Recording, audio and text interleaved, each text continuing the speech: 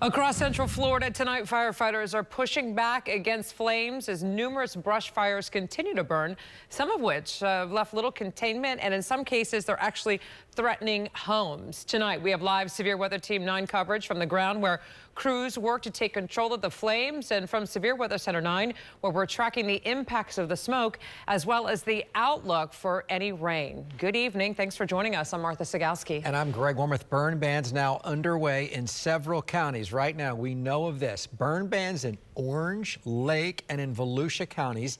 Also a voluntary burn ban in Marion County where they are asking residents to not engage in unnecessary burning. But we start our Severe Weather Team 9 coverage in a region without a burn ban right now. That's Melbourne, where a brush fire is burning not far from I-95 and the Melbourne International Airport. Our Scott Martin is live on the scene. Scott, many people you talk with tonight said this has been frightening.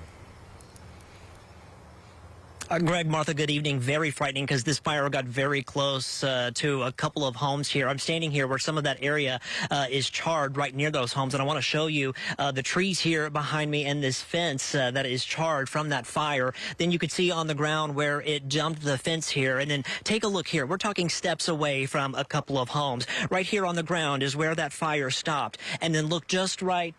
Just a few steps up above it is where a home is and where one family said they rushed out.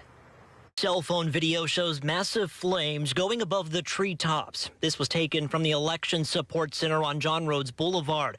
Part of the roadway even shut down for hours. There was smoke all over the area going from north to south, and so it was a lot of smoke.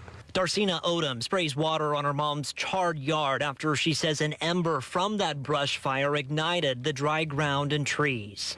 And then I look outside, and that's when I seen the fire. Odom says she came to be with her mom knowing the brush fire was close. She never expected the flames to nearly reach her mother's home. She even rushed out to try and put the fire out herself. As soon as I seen it here, I started to lose a little bit of faith in God. That faith rattled even more when she says firefighters noticed the gutter of her mom's home starting to smoke. And they said that the gutter was starting to smoke. And so they threw their hose over because this hose wasn't doing it. They threw their hose over and hosed down the entire gutter in the house. Her mom and pets evacuated. Thankfully, firefighters were able to get the fire out, leaving the homes nearby untouched, something Odom calls a true miracle. His hand of protection that was over not just my mom's home and this person's home, but all of the businesses that are over there, all of the homes that are over there as well. There's been no damage. So I'm just grateful that when you call on the Lord, He is there. Her mom and her cats, they are back home safe tonight. Now, firefighters are still out here monitoring the situation. You can still really smell that smoky smell out here. But checking with the Florida Forest Service map website, it says they do have this fire contained. But, of course, they'll be monitoring it throughout the night. Reporting live in Brevard County tonight, I'm Scott Martin, WFTV Tonight. And another fire burning. This one is near New Smyrna Beach, which we showed you yesterday. Sky Witness 9 back over that fire, the remnants of it this afternoon. There have been no evacuations yet in this area. This is, again, a very remote piece of property. No one has been reported injured on any of these fire scenes.